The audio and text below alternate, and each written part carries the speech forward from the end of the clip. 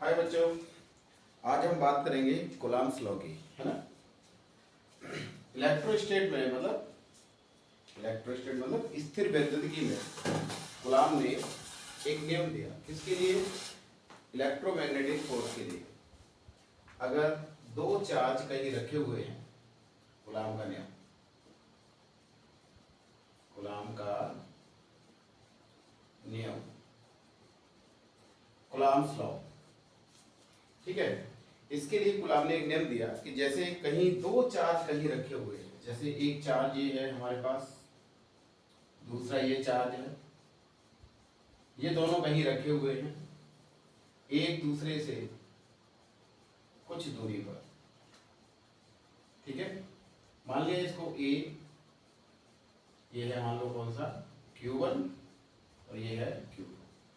Q1 और Q2 के बीच की जो डिस्टेंस होगी, जो यहाँ दूरी होगी, वो मान ली कितनी है? स्मॉल r है, ठीक है, स्मॉल r है। तो दोनों ही चार्ज कैसे हैं? पॉजिटिव है। तो फिर कूलम्ब ने स्थिर वैद्युतिकी मतलब ये स्थिर रखे हुए दो आवेश हैं, उनके लिए एक नियम दिया। और इस नियम के अनुसार पहला पॉइंट, पहली बात, कूलम्ब कहता है कि इन दोनों ही चार्जों के बीच, दोनों ही आवेशों के बीच कार्य करने वाला जो वैद्युत बल होगा, वो वैद्युत बल F समानुपाती होगा, मतलब प्रोपोर्शनल होगा इन दोनों आवेशों के परिमाणों के गुणनफल के, मतलब F समानुपाती Q1 Q2। पहली बात। दूसरी बात वो कहता है कि इन दोनों बलों के, दोनों आवेशों के बीच जो वैद्युत बल होगा, वो दूसरी बात समानुपाती होगा उन दोनों के बीच की दूरी का 1/r², ठीक है। या इन दोनों के बीच की दूरी के वर्ग की, इन दोनों के बीच की दूरी हमने कितनी मान ली? मान लो r। तो इस r के वर्ग के, इसके स्क्वायर के कैसा होगा? इनवर्सली प्रोपोर्शनल, व्युत्क्रमानुपाती होगा। मतलब दोनों आवेशों के बीच की दूरी के वर्ग के व्युत्क्रमानुपाती होगा। ये दो बात हो जाती है, ठीक है। अच्छा, तीसरी बात क्या है कि ये जो फोर्स हमें यहां मिलेगा इन दोनों आवेशों पर, इन दोनों आवेशों के बीच, वो बल जो होगा उसकी डायरेक्शन, चूंकि बल कैसी राशि है? एक वेक्टर क्वांटिटी है, तो वेक्टर क्वांटिटी के लिए हमें क्या चाहिए? इसकी दिशा भी चाहिए। तो जो दिशा होगी वो कहाँ होगी? इन दोनों आवेशों को मिलाने वाली रेखा पर ही होगी। इन दोनों आवेशों को मिलाने वाली रेखा पर ही होगी। मान लिया इस फोर्स के ऊपर ये क्या, मतलब इस आवेश के ऊपर ये वाला जो आवेश है एक बल लगाएगा, और उस बल को हम मान लेते हैं F12। तो F12 की डायरेक्शन कहाँ आनी चाहिए? इस तरफ, ये F12 आ जाएगा वेक्टर। और इस वाले आवेश पर ये भी क्या करेगा? बल लगाएगा। तो क्या होगा? उसकी डायरेक्शन इधर होगी, F21 वेक्टर, ठीक है। बट यहाँ पर F12 और F21 दोनों का जो मैग्नीट्यूड होगा, दोनों का जो परिमाण होगा, वो कैसा रहेगा? इक्वल रहेगा, ठीक है। तो दिशा कहाँ होगी? तीसरी बात, दिशा। आवेशों को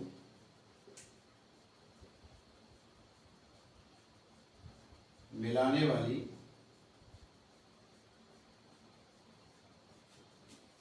रेखा पर, ठीक है। ये तीन बातें उसने बताई। अब इन दोनों से हम क्या कह सकते हैं, है ना। एक तो आपका समीकरण 1 व 2 से, from equation first and second, ठीक है। F प्रोपोर्शनल होगा Q1 Q2 बाई r²। यहां पर एक प्रोपोर्शनल कांस्टेंट ले लेते हैं हम, समानुपाती नियतांक ले लेते हैं। तो F बराबर क्या हो जाएगा कि Q1 Q2 बाई r²। इसको हमने डाल दिया इक्वेशन 1, ठीक। ये होगा इक्वेशन 1। अब हम बात करें के की जो वैल्यू होती है, के इज इक्वल टू होता है 1/4 पाई एप्सिलॉन नॉट। समीकरण किससे? समीकरण ए से। ए में इस वैल्यू को लाके रखें हम तो क्या मिल जाएगा हमको? एफ बराबर हो जाएगा कितना? 1/4 पाई एप्सिलॉन नॉट। ये तो के की वैल्यू हो गई, ठीक है। एक चार्ज हमारा कौन सा है? Q1। दूसरा चार्ज हमारा कौन सा है? Q2। दोनों के बीच की डिस्टेंस का क्या हो जाएगा? स्क्वायर। ये एक इक्वेशन हमें मिला, बट ये जो इक्वेशन मिला ये कहां पर होगा? ये फोर्स जो होगा वो कहां होगा? ये फोर्स होगा या तो वैक्यूम में, निर्वात में, या वायु में। तो हम ये लिख देते हैं वायु या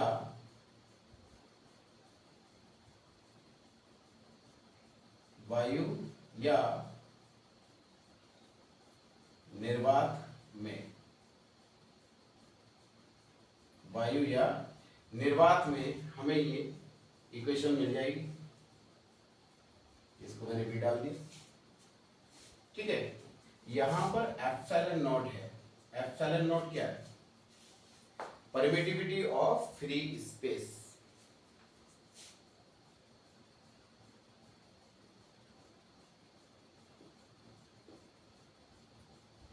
ऑफ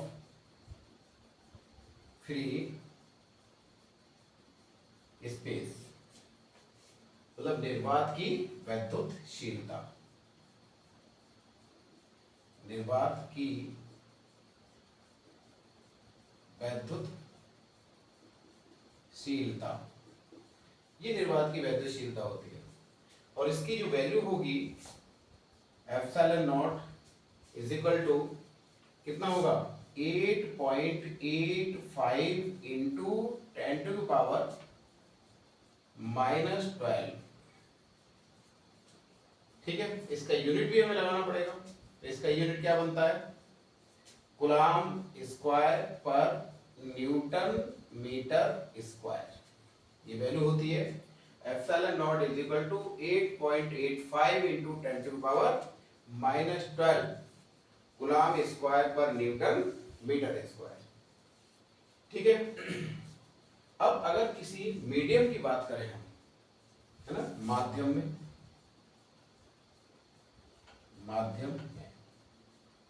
अगर इन दोनों ही आवेशों को हम ले जाके किसी माध्यम में ले जाके रखें, ठीक है,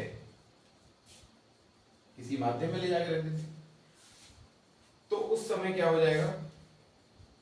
F is equal to 1/4 pi epsilon naught, और एप्सिलॉन नॉट के साथ क्या हो जाएगा? Epsilon r। या हम ऐसा करें, उस समय हम ये मान लेते हैं F is equal to 1/4 pi epsilon Q1 Q2 by r square. ये आ जाती है वैल्यू। अब इसमें ये एप्सिलॉन क्या है?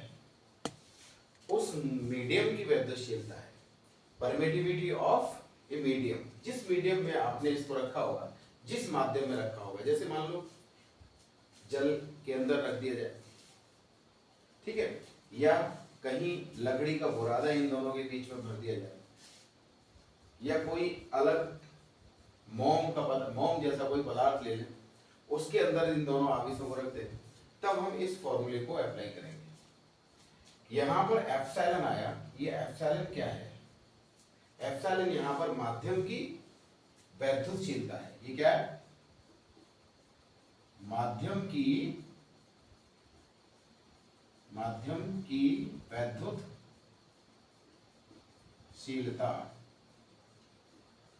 ठीक है, ये माध्यम की वैद्युतशीलता होगी।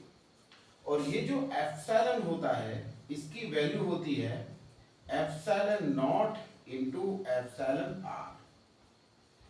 एप्सिलॉन नॉट को तो आप जानते ही हो। एप्सिलॉन नॉट क्या है? निर्वात की वैद्युतशीलता। इसकी वैल्यू भी हम जानते हैं 8.85 into 10⁻⁻12 coulomb square per newton meter square होता है ना। बट यहाँ एप्सिलॉन आर क्या है, ये जो एप्सिलॉन आर है कि जिस माध्यम के अंदर इन आवेशों को हम ले जाके रखेंगे, जिस किसी माध्यम के अंदर इन आवेशों को ले जाके रख रहे हैं और फिर उसके बीच में हम जो वैद्युत बल लगेगा, जो इलेक्ट्रोस्टैटिक फोर्स मिलेगा, उस बल की हम कल्पना कर रहे हैं, है ना। तो जो भी माध्यम है उस माध्यम की आपेक्षिक वैद्युतशीलता मतलब रिलेटिव परमिटिविटी, ठीक है, आपेक्षिक किसकी, माध्यम की, ये भी लिखेंगे हम, माध्यम की आपेक्षिक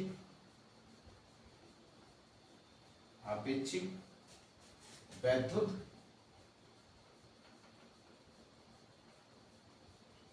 शीलता। ये जो आपेक्षिक वैद्युतशीलता होती है माध्यम की, इसकी वैल्यू जो होती है उसी माध्यम के डाइलेक्ट्रिक कांस्टेंट के बराबर होती है, मतलब परावैद्युतांक। डाइलेक्ट्रिक कांस्टेंट मतलब परावैद्युतांक के इक्वल होती है। तो ऑब्लिक हम ये भी कह सकते हैं, ये क्या हो सकता है, परावैद्युतांक। परावैद्युतांक, परावैद्युतांक मतलब क्या हुआ, डाइलेक्ट्रिक कांस्टेंट होता है ना। तो डाइलेक्ट्रिक कांस्टेंट जनरली ये देखा जाता है उसकी वैल्यू उसी मीडियम की रिलेटिव परमिटिविटी के बराबर होती है। मतलब माध्यम की आपेक्षिक वैद्युतशीलता और परावैद्युतांक दोनों कैसे होते हैं, इक्वल होते हैं। ठीक, ये तो हमारी बात हो गई कूलॉम्स के लॉ की। ठीक है, अब कूलॉम के लॉ में फर्स्ट ऑफ तो हमें ये देखा जाता है कि जो F है वो दोनों ही चार्ज जो होंगे, दोनों ही जो आवेश होंगे उनके मैग्नीट्यूड के मल्टीप्लिकेशन के प्रोपोर्शनल होगा, और सेकंड उनके बीच जो डिस्टेंस है उसके स्क्वायर के इनवर्सली प्रोपोर्शनल होगा। मतलब F proportional to 1/r²। F समानुपाती होता है किसके, 1/r² के। और तीसरी बात जो ये डिपेंड करता है वो किस पे डिपेंड करता है, F प्रोपोर्शनल टू 1/ε/r। अगर आप मीडियम चेंज कर दोगे, मतलब उसका माध्यम चेंज कर दोगे, ये जो आवेश जहां रखे गए हैं इन आवेशों का अगर हम मीडियम चेंज कर दें तो मीडियम चेंज करने के बाद फोर्स भी क्या हो जाएगा, चेंज हो जाएगा, है ना। तो ये एक ऐसा फोर्स है, इलेक्ट्रिक फोर्स चार्ज के बीच में जो मिलता है, इलेक्ट्रोस्टैटिक फोर्स कह सकते हैं, या इलेक्ट्रिक फोर्स, ये जो मिलेगा हमें आवेशों के बीच, ये डिपेंड करता है किस पर, मीडियम की प्रकृति पर, उसकी नेचर पर भी डिपेंड करता है। अगर मीडियम का परावैद्युतांक ज्यादा हो जाए तो बल क्या हो जाएगा, कम हो जाएगा, है ना। या मीडियम की रिलेटिव परमिटिविटी जो है वो अगर इंक्रीज होती हुई चली जाती है, बढ़ती हुई चली जाती है, तो उन माध्यमों में इन दोनों ही आवेशों के बीच जो हमें इलेक्ट्रोस्टैटिक फोर्स मिलेगा, जो बल हमें मिलेगा, उस बल की वैल्यू कम हो जाती है। अगर ये हमसे पूछा जाए कि हम एक बार कहाँ रख देते हैं, स्पेस में ले जाके रखते हैं इन आवेशों को, और उतनी ही दूरी पर ले जाकर के मोम के अंदर रख दिया जाता है, तो बताओ क्या होगा। मोम के अंदर जाने के बाद इन आवेशों के बीच जो बल होगा, इलेक्ट्रोस्टैटिक फोर्स होगा, वो क्या हो जाएगा, कम हो जाता है। ठीक है, ये हमारा कूलॉम्स का लॉ कंप्लीट हो जाता है। ठीक, आगे फिर मिलते हैं किसी और एक टॉपिक के साथ। जब तक आप इसको देखिए, और फिर कोई ना कोई इस पे एक न्यूमेरिकल लेंगे और उस न्यूमेरिकल को हम सॉल्व करेंगे। ठीक है, ओके।